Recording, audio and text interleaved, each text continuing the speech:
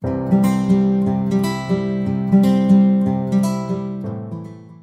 and welcome back to the Choose to Think Inspirational podcast. Oh my goodness. I've been podcasting how many years now? We are 4.5 years in. A podcast has gone out every week. And sometimes on the show, I have so much fun. Actually, a lot of times on the show, I have a lot of fun. And truly, I think it's a privilege to be able to chat with so many different people who are on fire for the Lord, who are holding the torch for His word and His goodness and His truth. But today was such a fun episode. And I found myself just the time just slipped by so quickly, and I was just gripped by every story that my guest Karen had to share. Matter of fact, her name, let me get you her exact name, is Karen DeLoach. And let me tell you about her. She is an artist, an art mentor, an author, an actor, and a creativity specialist. She teaches art history and appreciation in college using textbooks that she's written. Okay, so how cool is that? She has a BFA in painting and theater, a master's in ceramics, and film certificate in film production. The arts are her passion, and she's so knowledgeable. She brought so many stories to share with you today that are intriguing, fascinating, just powerful stories that illustrate the connection between the left and right brains. We get into neuroscience, which I geek out about that. So she talked a little bit about that. She brings all that to the show. Besides being a practicing artist, and she says we are always practicing, she loves teaching, mentoring, coaching, and sharing about the miraculous healing power of art. She'll share a story just about that. Along with her husband, Jer, she hosts a home-based worship group called Imagine Gathering. And, right off the bat, we had so many things in common. We just connected so fast. I even got to ask her questions. I want you to stay tuned to the very end of the interview because I asked her questions, specific questions about, as a Nana, as a grandmother, how do I encourage creativity with my grandchildren? And what can I do? I mean, do I just put the paints in front of them and a blank piece of paper and say, okay, go at it? Or do I need to do something else? And she answers that question. It was so wonderful. So I think you're going to have a great time. And I think if you're going to hear yourself, you're going to find yourself. She's going to be talking your language, talking directly to you and asking you, how has God gifted you? What do you love to do? We're going to choose to think about this side of ourselves because this is a part of our emotional well-being. We're going to choose to think about our health in that sense. Where do you lose yourself? What tasks do you do that you could just spend hours doing? What did you like to do as a kid? Where's that sweet spot for you? And why not try it again? Why not take it up again?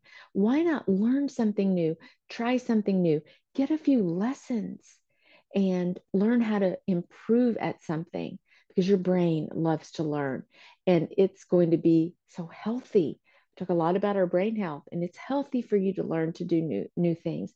It's healthy for you to lose yourself singing in the shower. It's healthy for you to lose yourself just perfecting that recipe. So I just love this, and I hope you enjoyed this particular episode. And I really want you to reach out to her. You can reach her at getcreativewithkaren.com. All big one big long phrase there. Getcreativewithkaren.com. I'll have the link in the show notes. Please subscribe to this channel if you're viewing, or make it a favorite if you're just listening, and write a review for us. We would love to have that on Apple Podcasts. Please do that. But without further ado, here is Karen DeLoach. Welcome, Karen, to the Choose to Think podcast.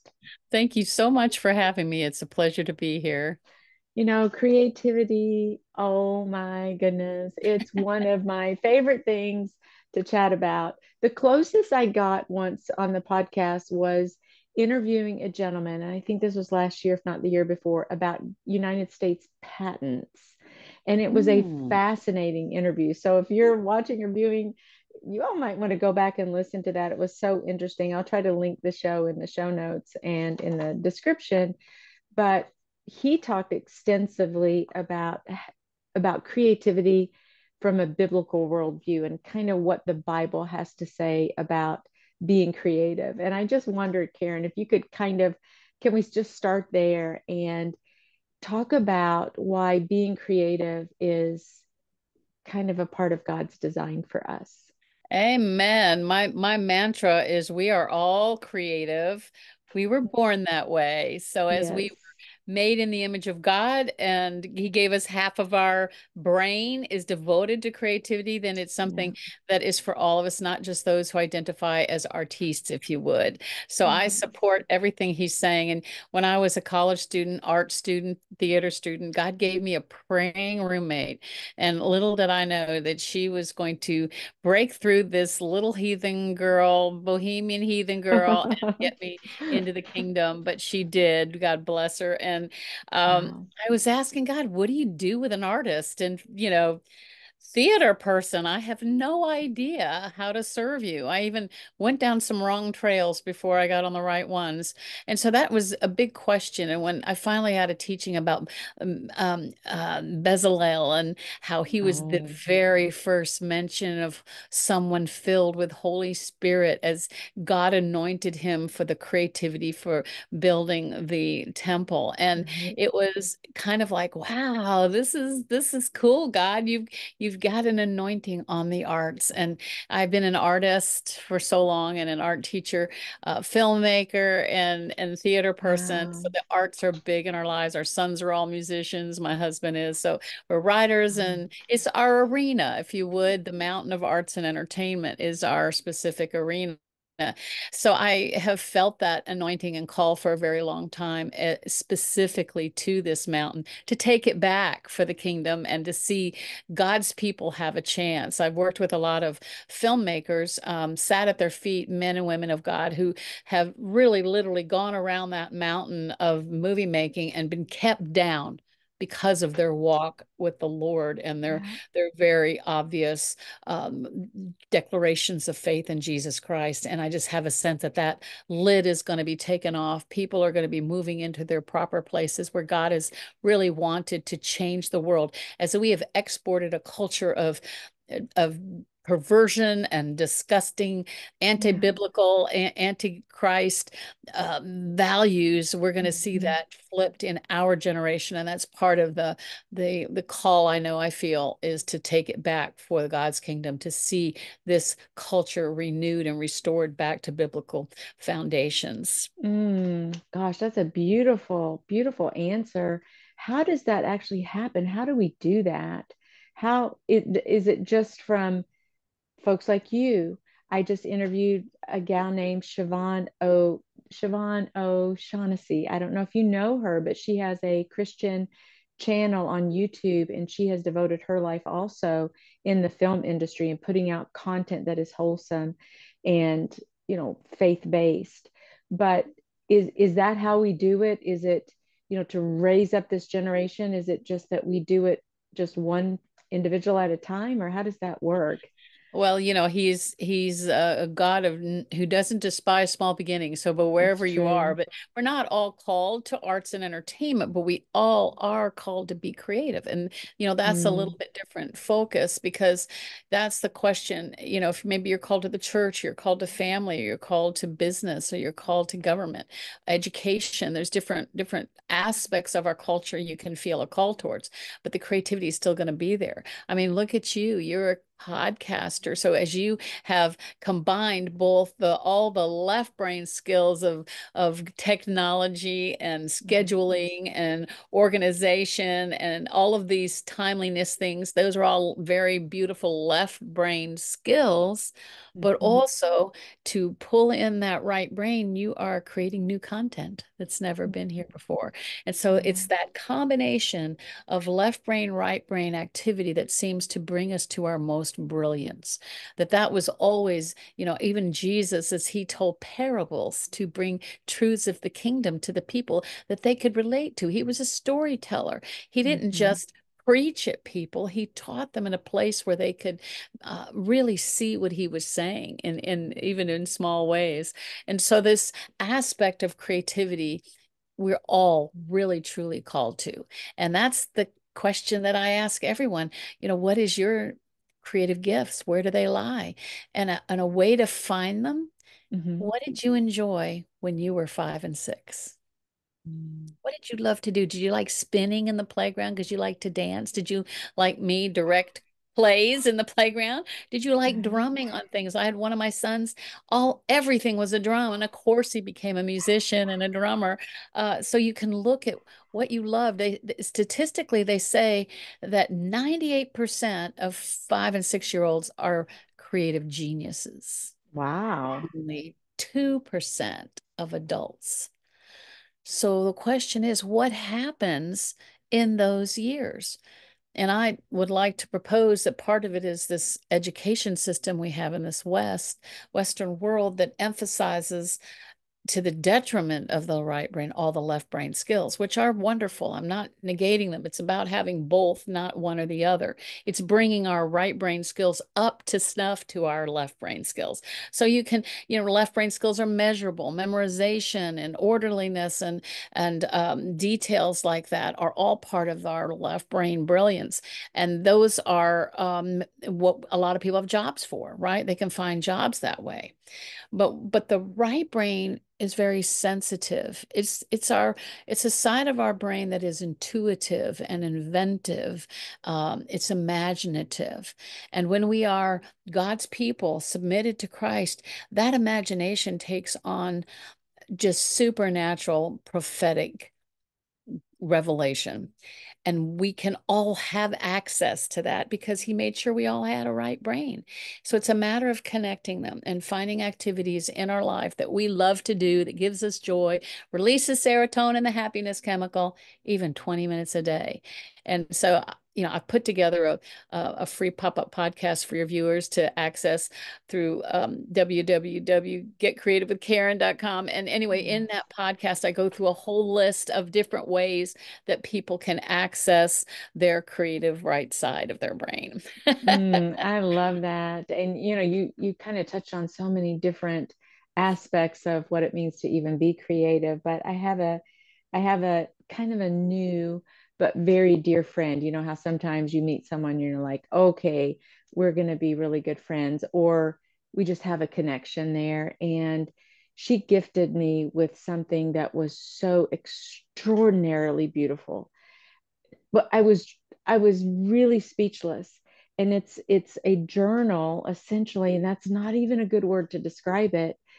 But and I don't know the hours that she spent crafting this.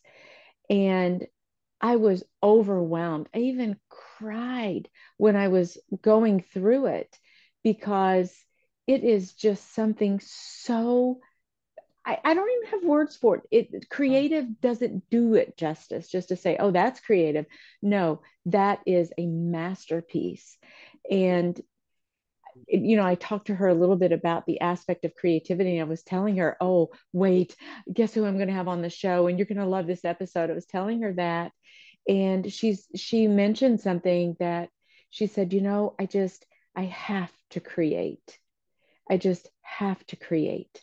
I've got to give myself space in order to create. And I could understand that so easily. You mentioned, what did you like to do when you were 4 or 5? I've actually discovered things, Karen, at my age now that I never knew I loved, like creating graphics on Canva, for example. I could Perfect. spend forever doing that.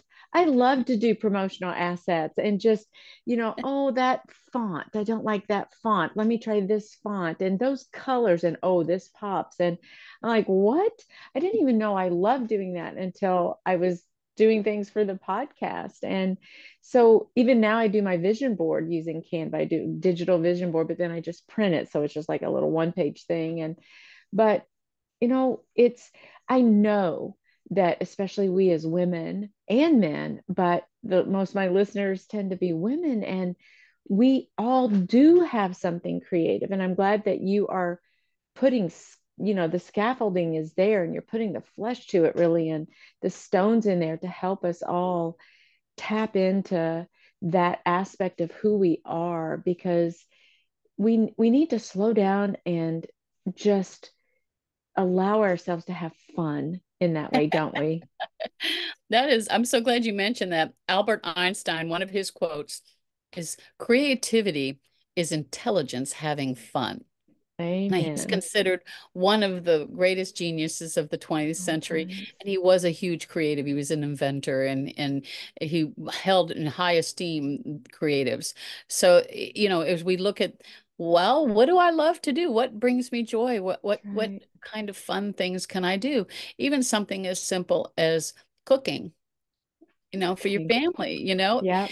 you're trying these recipes, right? And how many of us have completely stuck to recipes or just said, well, you know what? I don't have cumin, but maybe almond will work, I just know. substituting things. And or my family would really like to have more garlic than that. We're Right. tweaking these recipes, we're trying new things. We found old recipes from our grandma, and I add Right. whatever. So that is engaging left brain, right brain, and you really do overcome things like brain fog when you're Yeah. engaging left brain, right brain, because you're creating these new neural pathways. Well, I didn't Mm. understand that all my decades as an artist and an art teacher. And I've taught all ages, homeschooling, college, Right. created books for my college classes. But what I started seeing happen, I wanted to find out more about the science behind it. Yeah. Let's Because talk about that. I geek yes, out on neuro. Talk about I that. Keep do going. this. I had a young man who had ADHD and dyslexia, and quite frankly, was depressed. He Mm. wasn't thriving in school. His parents were homeschooling him, and he just was not doing well in his academics. So they Mm. brought him to my studio, and yeah, I started teaching him sculpture and drawing and painting, and he thrived. And Wow. I would enter my students into a youth art competition, and they would get ribbons and they get awards, and it changed his life. He found something he was good at, which gave him the confidence he needed to really find the ways to compensate for his disabilities, mental Right. disabilities. And he graduated from high school.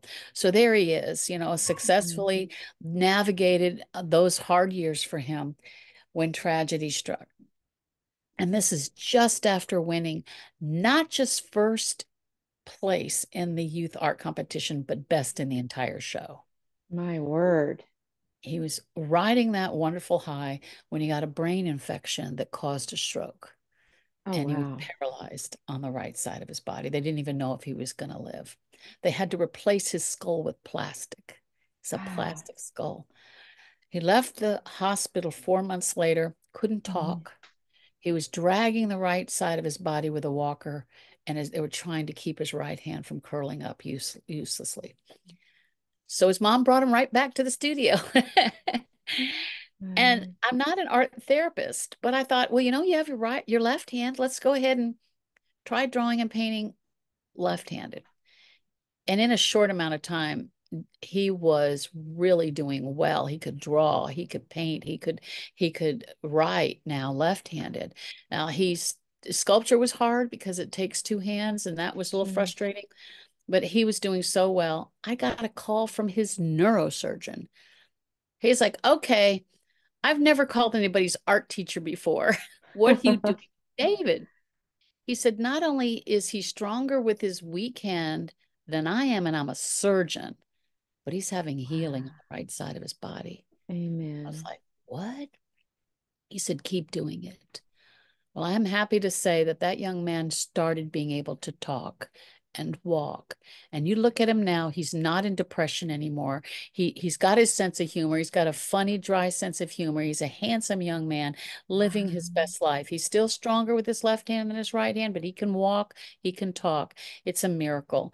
And from what I've studied, there is a plasticity to our brain that when one part gets broken or hurt or damaged or wounded, then another part can take over. He had already been building left brain, right Mm. brain connections as a young art student that stood in good stead as he was developing new ones with this infirmity. And he can do everything left-handed now. And it started me on this journey of finding out more and more of how God has wired us to get so many benefits from utilizing our creative side of our brains. Wow. And I thank you so much for sharing that powerful story. That is so encouraging. And the whole time I think I felt my blood pressure going up or something. I'm like, oh my goodness, in a good way, that you're so speaking my language, because some of our listeners and viewers, they get trapped in faulty thinking, which is really the essence of the show and what we talk about, and how, yes, we can build new neural pathways in our brain. Our brains are moldable. And if we're stuck in depression, which was a part of my story several years ago, and in part it was my thoughts that got me there, but the good news was that it was also my thoughts. When I chose thoughts that did not limit God, when I chose truth filled, life filled thoughts about who God says he is, who he says I am, and what he says about my scenario, suddenly that was what I was focusing on, and everything just began to change. And Wow. so I know there was healing in my brain. God tells us to take every thought captive, to be transformed through the renewing of our mind. And certainly that can help. And you've described this individual who has, through art and through the new, learning something new. It is Mm-hmm. so good for us to learn something new. It is so good for us to do something backwards. Like if we always put our right shoe on first, stop doing that. And for a week, try to do it on your left foot. Start with your left foot. Drive a different way to work tomorrow. Drink a new beverage. Just, there's so many, it's endless what we can do to keep our brains healthy. And then, of course, we can get into what's good for our gut is good for our brain. We've got that vagus nerve. I mean, I could just really keep going on and on about that. I just love it. But case in point that you bring to the discussion, and that is just amazing. How rewarding was that for you? I can't I even know, imagine. I know. I'm still very close to his family, of course. But you're talking about something really important that's part of what I believe is those words. Um, Yes. I believe so strongly, and I've always had this, my studio and now my online. This is a no criticism zone. Yeah. As I describe, that left brain is very sensitive. It's wounded easily. Now, how many of us have Mhm. stories of being told very young, you can't paint, you can't draw, you can't sing, you can't Right. dance? There's somebody that it was impactful in your life that said words that really Mm, shut you down, and you became convinced of those words. For me, as a teenager, I went to art school because I could do theater there too, and I could draw. I had really good drawing instruction and I had good drawing skills, and I loved drawing people and places, but I wanted to learn to paint better. And I went to art school, and I took four different painting professors, and they all came to the same conclusion: I'm not a painter, that I can't mm, paint. That they used four-letter words to describe my art. And I was devastated. And unfortunately, I came into agreement with them, and I mm, went into sculpture and ceramics, which I still love and I still do, but I wanted to paint. And as I married and had started having these beautiful little baby boys, I wanted to paint them. I love painting people.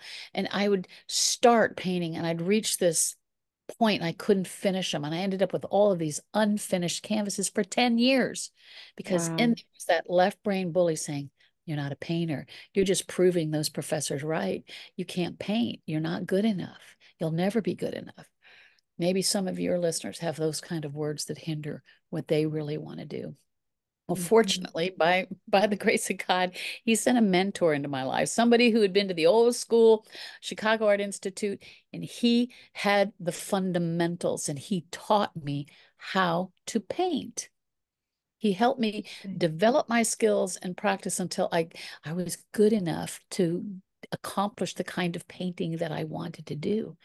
And as Wow. a result, I became an award-winning artist and a better Wow. teacher because that's when I realized we have to protect that sensitive right brain and not be critical. My professors, Mhm. I'm sure they weren't set out to depress my life and my career for Right. 10 years. They thought they were doing me a favor. And the sad part is that I came into agreement with those negative words, and they were haunting me until someone proved them wrong and helped me develop my skills till I could be as good a painter. I mean, we call ourselves practicing artists. We're always getting better. I'm always watching other people's techniques. Then, even my mom, when she gave us crayons as a little girl, the paper wasn't big enough, never was big enough. So I started coloring on the walls. Well, that got me into big trouble, let me tell you.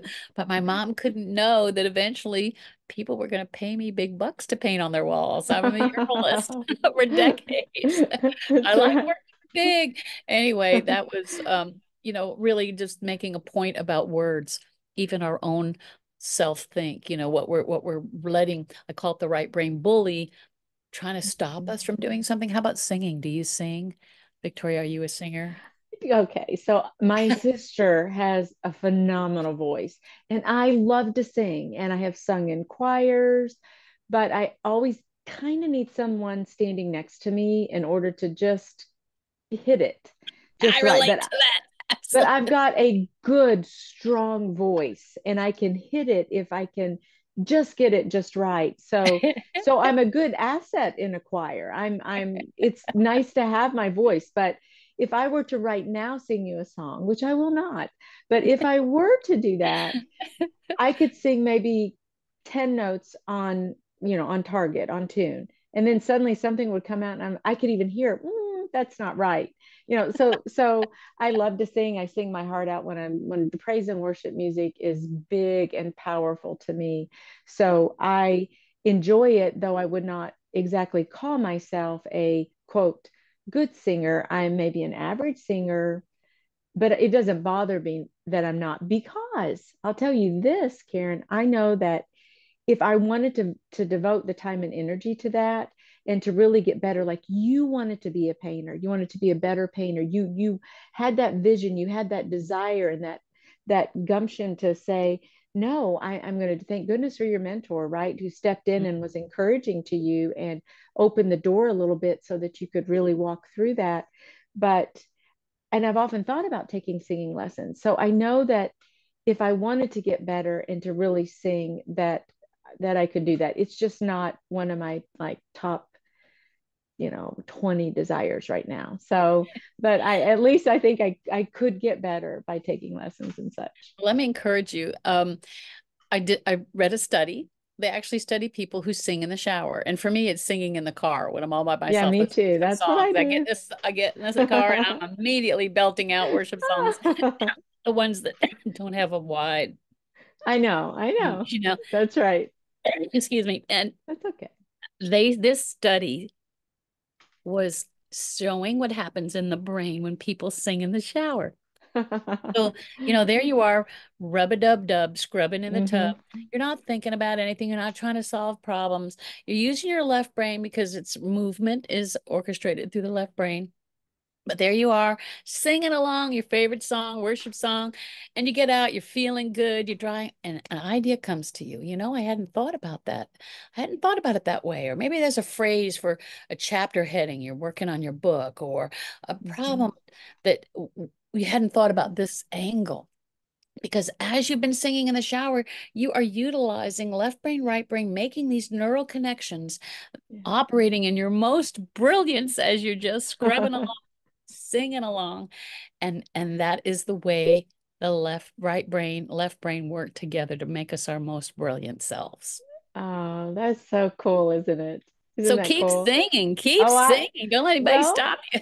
I'll tell you, my husband Jim and I, we have this song, and we used to always sing it together. So I wonder sometimes if we could even combine that with community, how much more, impactful that can even be. And certainly that's what you're doing with your students. You're putting them in an environment that's safe, that is, just a funsy kind of place to be where expression is just happening, and it's just so amazing. So I will keep singing, because yeah, and there are plenty of science backed evidence to suggest that, man, singing is really really good for you, really good for you, and it can relieve stress. The cortisol decreases, and all the feel good, the endorphins are piped up, and or so Serotonin, that's right. serotonin, yes, all of Even those. people That's that don't great. identify in any way with the arts, for instance, soldiers. So Walter Reed Hospital did a Hmm. study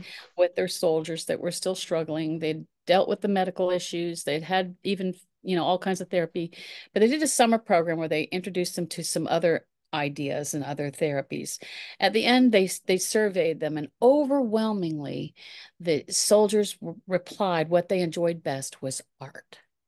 Isn't that So something? here's soldiers that loved learning about art and trying it and painting and sculpture. I'm not sure exactly what they did at Walter Reed, but it really helped them in their healing recovery. So it's got a lot of wellness. My program's called Art as Self-Therapy, Wellness Through Creativity.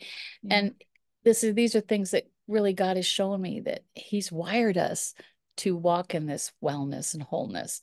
And Yeah. it's part of our lives. And no matter, as you look at your life and say, what did I love when I was 4 or 5?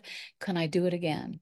Even Yeah. things like you've discovered with Canva. I didn't know I liked design and Right. graphics and putting these together. I'm sure it's worked out as a homemaker that you've been really good at designing and decorating your house, and those things have overlapped with Canva. I'm sorry, Okay. No, no, I have to human interrupt here. that one. No, Karen. No, I no, you're not am a not designer.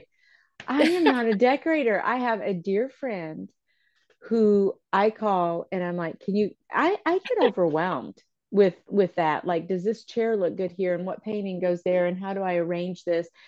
Yet she can do it. And then we could even talked about giftings because, I'm kind of going off on a tangent here, but sometimes we've really got to find that place where we're gifted and where we have fun because maybe I won't be an NFL player or a NBA player, right? But because I just don't have some of the physical characteristics that might be perform a little better in those particular avenues. But my friend is she has the vision for it. She is so gifted. She designed the front beds of our house with our flowers. She's a gardener, and she could see it, and she would show me these elaborate pictures, and I'm like, oh, that's so overwhelming to me. I just plant them. Just tell me where. Just do it. And even That's arranging my husband for a me. bookshelf. Yeah. Like, So I'll some make them, you people hang them up, you put them in place, you do what you need to do. But yes, I exactly. She relate to loves that. it. She Mhm. enjoys it. It is not difficult for her. Writing, for example, is not difficult for me. Some people are like, "Whoa, I couldn't write a thank you note if you asked me to." I mean, they don't even know the thought of putting a pen to a paper is so overwhelming to them. They Mm. just can't, they're out of their comfort zone big time. Yet we could do that so easily. And so there is, I guess, an element of God's given each of us unique talents and gifts. And can we find that sweet spot? Can you find that spot where you lose yourself, where you have fun, where it's kind of easy for you, comes naturally? We have a bend for that, people might say. So, that's fun to be there. And if we have time to invest in it, it's really, really a fun place to Well, be. to get the benefits only takes 20 minutes a day. And actually some studies saw Wow. 15 or 18 minutes a day releases that serotonin. It doesn't take a lot of time. Even something Mm, as simple as taking a stroll. Now, I'm not talking about a right. Fitbit walk where you're counting your steps, you're doing Yeah. aerobics, which of course is good. We know all the benefits of that. I'm talking about a stroll, or maybe you're Yeah. walking with your spouse or a significant other or a child or grandchild or your dog, and Right. you're just observing. You're in the moment. As you said, you're focused on the moment. You're noticing the sky. Maybe the sun is That's setting, right. or you're smelling the flowers or hearing the birds tweet, or the Yeah. children playing. And as you're in that moment, you're actually combining that left brain, right brain. You're making those neural connections. You're problem solving without even trying. I mean, God has wired us so brilliantly to Mm, be in the moment. He said you can't you let the things behind go. You don't worry That's about right. tomorrow. You be in the moment. And it's so hard for us in our Mm, culture. We've been trained to plan and to and there's certain things that we have to do in this world. But if we can take those moments to just say, I'm in this moment, I'm going to enjoy this moment right where I am. Maybe it's even my 92-year-old mother was coloring with her great granddaughters. And she called me, she said, I've heard you talk about this, Karen, but it's true. I always thought coloring was just for the children, but I feel so relaxed doing it. I feel that peace. I said, way to go, Mom.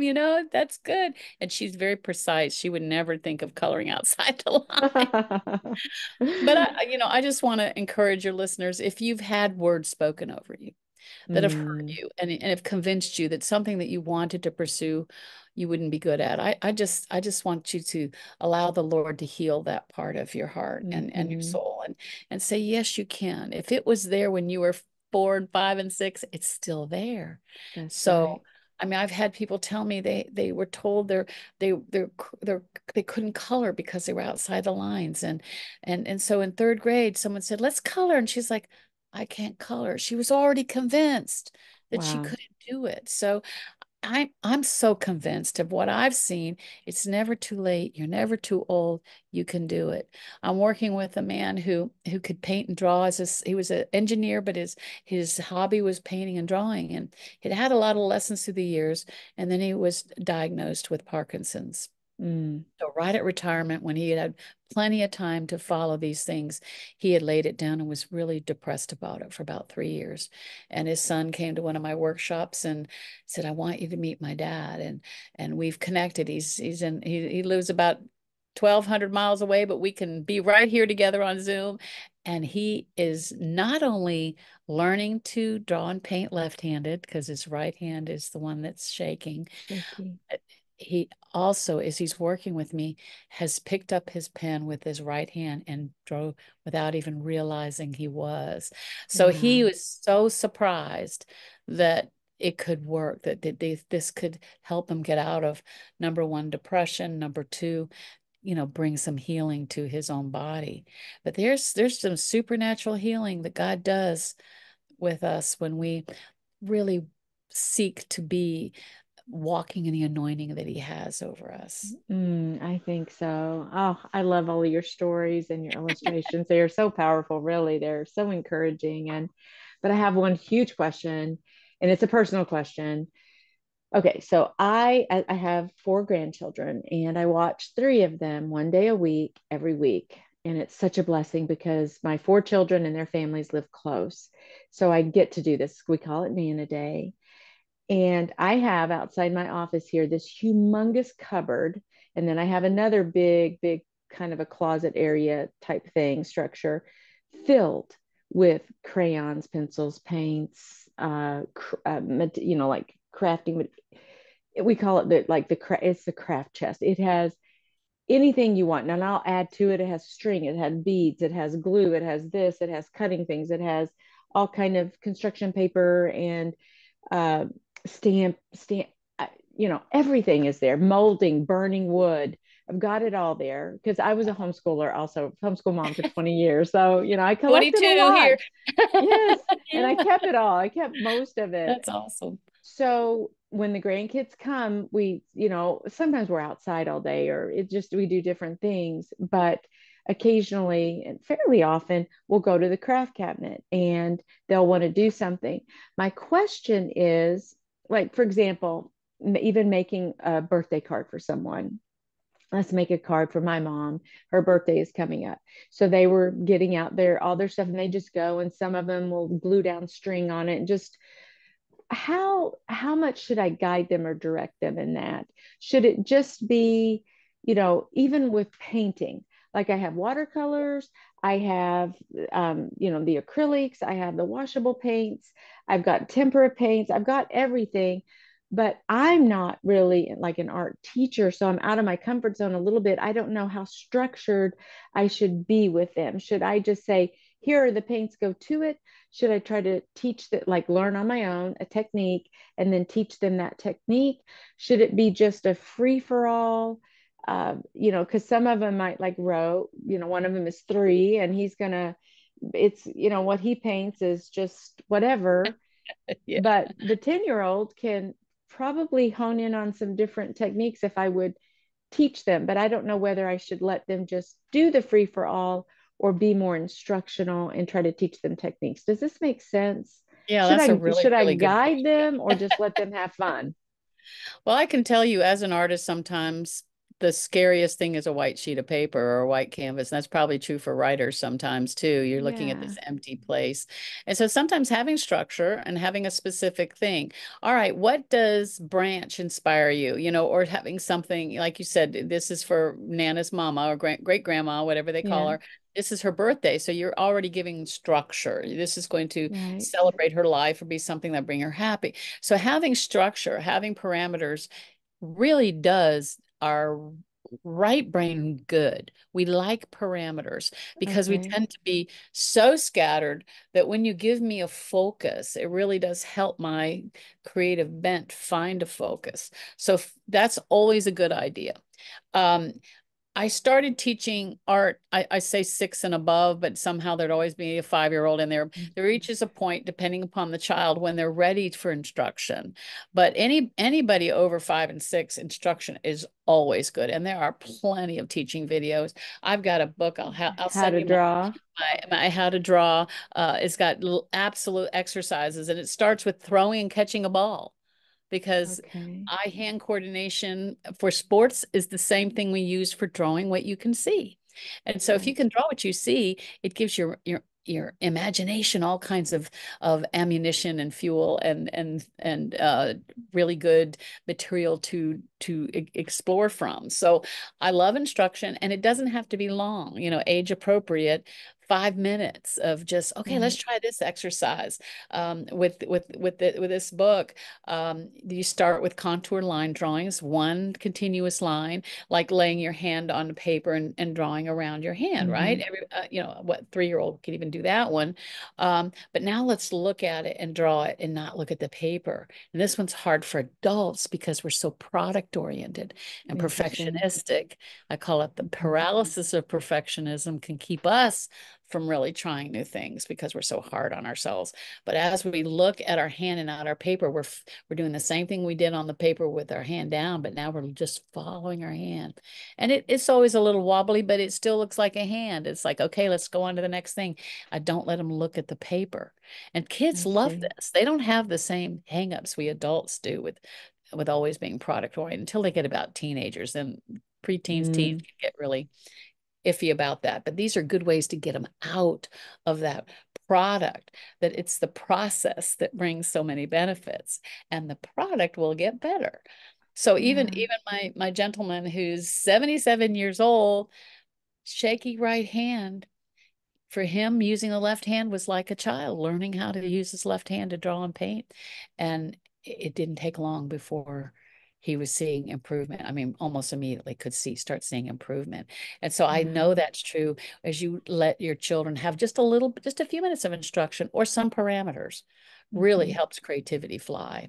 Even doing a vision board, as you were describing a vision board. What do Mm-hmm. you want to be when you grow up? Mm-hmm. So let's cut out, I've got some magazines. Let's cut out pictures. And then one of them wants to be an astronaut. He's going to cut out pictures of space or moon or whatever. Or Sure. another wants to be a fireman, or I want to be a dancer. So they can make their own little vision boards. So simple Yeah. projects like that can be really meaningful in between times of just whatever you want to do is fine. You Yeah, because I can, this is so helpful, but like I put the paint out there and they just start kind of putting it on there on the paper, I guess just to fill it up. And invariably someone will do a sun, someone will do maybe a mountain and maybe a tree and then dot the red apples on there, which, and I'm like, I mean, it's fine, I don't care, but I've often thought maybe I need to learn how to how do you draw a tree, or are there ways to draw a tree? What my one oldest granddaughter, she does draw right now. she's also homeschooled. And so I don't know if you've seen that curriculum, but it's you draw it, then you're writing at the same time, but they're taking you step by step on drawing. Generally they're animals, and it's very good, and she loves doing that. And so I know she's doing a lot of that in particular, but the paint can be a little bit intimidating. You got all these lovely colors and you're like, gosh. And then of course it ends up being a mixture for the youngest, right? It's this big brown blackish, They just always paint the colors on the same spot, don't they? I know. It's the rainbow isn't a row of colors, it's all the colors on top of each other. And it's hilarious. Exactly. It's so universal. My Yeah, grandkids are in Germany, and I got to do art lessons in German last winter. And I found that the little tiny ones, my grandchildren are 3, and if they're going to cook with them, how are you going to cook? Well, you're not going to let them just do whatever they want, right? that's You've got a true. recipe, and they have their apron on, and you're gonna measure for them, and then they're gonna dump it, and then they're gonna stir it. So the parameters really, I mean, they know they're cooking. They are having a blast cooking, even the little boy, my little grandson. So it's always good to have some parameters, but Oh, it I doesn't love mean you have to that. spend the whole time teaching or figuring it out. Right. Don't make That analogy really hit home. I love that analogy because yes, that's exactly right. We do a lot of cooking, and I can't decide whether I like to bake these one cookies, just I like to bake them, or whether it's I really like to eat them. Of Maybe a course little we of both. do. Of But course. yeah, now that you kind of said that, I'm like, okay, that makes good sense to me. Just offer a few parameters. Plus, it also is a little bit challenging to them. It's not as easy as just, throwing something on a page. It takes it one little teeny step Mhm. further Yeah. that might help them, in the long run. So, oh my goodness, I think Karen, we could just chat forever. I have like a huge list of questions. I don't think I asked you one of them. We just got off on our own, but so fun. Tell everybody again, though, where they can contact you and reach out to you. Yeah, I'd love to have them check out my pop-up podcast, and they can get a registration page on www.getcreativewithkaren.com. And that pop-up podcast is 3 20-minute episodes, really helping you understand more about your own creative gifting, and then Mhm. challenging you, to do it. And hopefully you can get information there on how to contact me, and we can talk about personal creativity. And I certainly offer not just my book, give me an email, I'll send my book, but also I'd love to work with them. I can work with kids of all ages and adults of all ages. Yeah, I love it. I love it. Thank you so much for your hard work, and may you continue to be a blessing and a kingdom influencer. It's just awesome to have you on the show. Thank you, my privilege.